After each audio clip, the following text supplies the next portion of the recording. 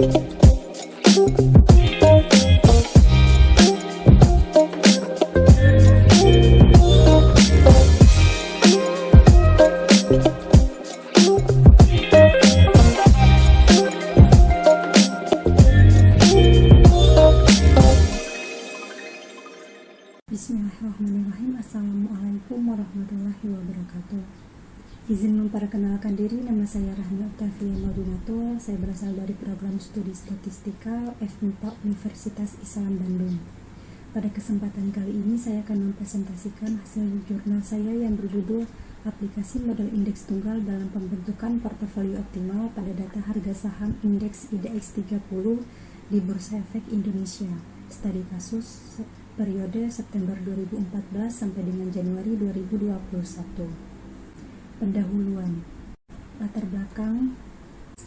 Pasar modal merupakan berbagai instrumen keuangan jangka panjang yang bisa diperjualbelikan seperti surat utang, saham, reksadana, maupun instrumen lainnya.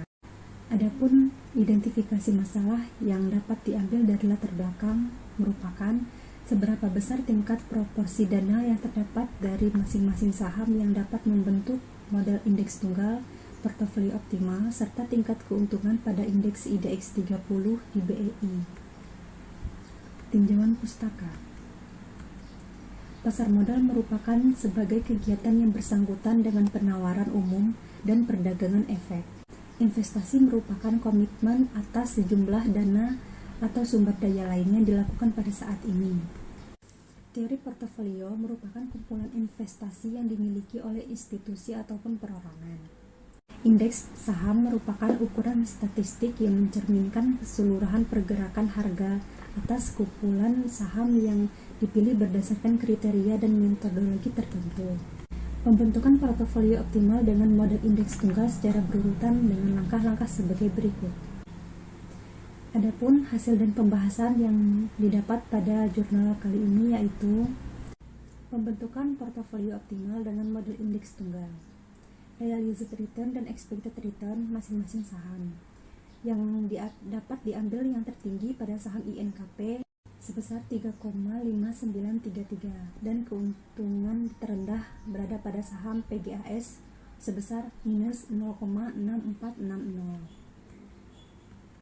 Menghitung return pasar dan expected return pasar setiap bulannya. Nilai keuntungan pasar yaitu 0,1971 untuk perhitungan tingkat keuntungan yang diharapkan pasar yaitu sebesar 0,00256. Nilai alfa dan beta pada setiap saham. Yang tertinggi pada saham INKP sebesar 0,0434. Yang terendah pada saham PGAS sebesar minus 0,0148.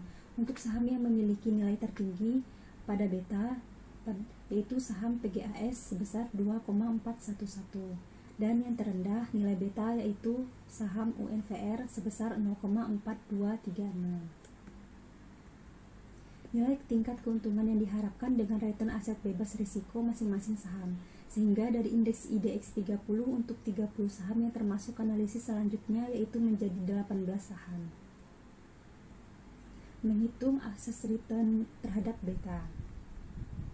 Untuk menentukan cut-off point dapat dilakukan dengan menghitung terlebih dahulu nilai AI, BI, dan CI, yaitu memiliki nilai ERB lebih besar dari CI. Dari 18 saham, hanya ada 11 saham yang memiliki nilai ERB lebih besar dari CI, di mana saham-saham tersebut yang terpilih dalam pembentukan portofolio optimal.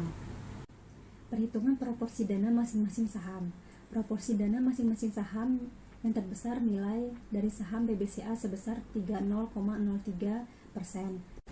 dan proporsi dana masing-masing saham yang terkecil yaitu saham BBTN sebesar 0,85%. Masing-masing dana tiap saham. Apabila proporsi dana diilustrasikan, investor akan menginvestasikan dananya sebesar 100 juta, maka dana tiap saham yang terbesar pada saham BBCA yaitu 30.025.989, dan nilai paling terkecil pada saham BBTN sebesar 845.917. Menentukan beta dan alfa portofolio. Nilai alfa portofolio diperoleh sebesar 2,18% apabila ada perubahan return pasar yang berupa peningkatan atau penurunan, maka tidak berpengaruh terhadap return saham individual. Sedangkan nilai beta portofolio diperoleh sebesar 1,3276, di mana dapat diartikan apabila ada return pasar meningkat sebesar 1 satuan, maka akan ada peningkatan return pasar sebanyak 1,3276 satuan. Menentukan expected return dan risiko portofolio. Menentukan expected return portofolio dari 11 saham dengan menggunakan rumus di bawah ini didapat sebesar 0,0252 atau 2,52%. Hasil return portofolio tersebut di atas tingkat pengembalian pasar, yaitu sebesar 0,26%, dan tingkat return bebas risiko yaitu 0,46% per bulan cukup menjanjikan.